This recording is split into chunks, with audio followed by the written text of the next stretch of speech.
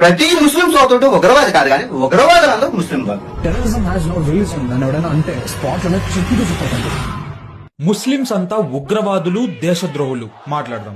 దీని గురించి క్లియర్ గా మాట్లాడదాం. నేను చాట్ జిపిటిని ఒక ప్రశ్న అడిగాను. ఎవరైతే మన ఇండియన్ మిలిటరీ సీక్రెట్స్ ని పాకిస్తాన్ కి లీక్ చేసి మన దేశానికి నమ్మక ద్రోహం చేశారో వాళ్ళ నేమ్స్ చెప్పు అని అడిగాను. 2010 మాధురి గుప్తా ముస్లిం కాదు. 2015 ఈశ్వర్ ముస్లిం కాదు. 2021 ముగ్గురు సింగులే ముస్లింస్ కాదు. సౌరభ్ శర్మ ముస్లిం కాదు. 2025 లో జ్యోతి మల్హోత్రా ముస్లిం కాదు. మొహమ్మద్ తారీఫ్ దొరికాడు ముస్లిం. నౌమన్ ఇలాహి ముస్లిం. దేవేంద్ర ముస్లిం కాదు. అర్మాన్ ముస్లిం. ఫలక్ షేర్ మసీ, సూరజ్ మసీ, గుజాలా వీళ్ళందరూ ముస్లింస్ అని కన్ఫర్మ్ గా తెలియదు, బట్ ముస్లింస్ అనే అనుకుందాం. 2025 లక్ష్మణ్ తండేల్, రవి నాయక్, అభిలాష్, విశాల్ యాదవ్ వీళ్ళందరూ ముస్లింస్ కాదు. ఇక్కడ నేను దగ్గరగా 18 మంది దేశద్రోహుల పేర్లు చెప్పాను. వీళ్ళలో 6 మంది ముస్లింలు అనుకుంటే మిగిలిన ఆ 12 మంది దేశద్రోహులు ఏ మతానికి చెందినవారు? ఏమో చాట్ జిపిటి రాంగ్ ఇన్ఫర్మేషన్ ఇస్తుందేమో.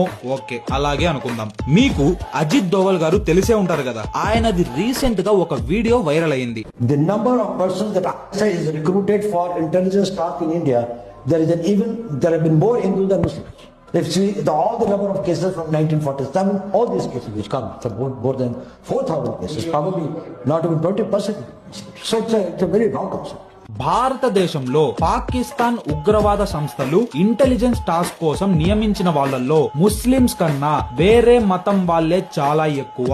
ఆ మతం పేరు కూడా ఆయన చాలా క్లియర్ గా చెప్పాడు. ఇప్పుడు ఆ వీడియో ఏఐ జనరేటెడ్ అని, ఆయన కూడా దేశద్రోహి అని, ఆయన ఒక యాంటీ హిందూ అని అంటే వంగబెట్టి హారతిచ్చి మరీ ఊస్తారు. ఇప్పుడు ఒకసారి ఉగ్రవాదం గురించి చూద్దాం. గుజరాత్ లో 1998 నుంచి 2000 వరకు జరిగిన చర్చ్ బర్నింగ్ ఇన్సిడెంట్స్ గురించి, 1999 గ్రహం స్టైన్స్ హత్య గురించి, 2006 మరియు 2008 లో జరిగిన మాలేగాం బ్లాస్ట్ గురించి, 2007 లో జరిగిన మక్కా మస్జిద్ మరియు అజ్మీర్ దర్గా బ్లాస్ట్ గురించి, సంజౌతా ఎక్స్ప్రెస్ బ్లాస్ట్ గురించి ఎవ్వరూ మీకు చెప్పరు, బయట మాట్లాడరు. ఈ విధంగా నేను నాన్ ముస్లిమ్స్ చేసిన ఉగ్రవాదం గురించి మాట్లాడితే ఈ రీల్ కాస్త మూవీగా మారిపోతుంది. ఇంకొక ఫ్యాక్ట్ ఏంటంటే హిందూ ఆర్గనైజేషన్స్ కంటే ముస్లింసే ఎక్కువగా ఇండియాలో ఉగ్రవాదానికి వ్యతిరేకంగా సపోర్ట్ చేస్తూ వాయిస్ రైజ్ చేశారు.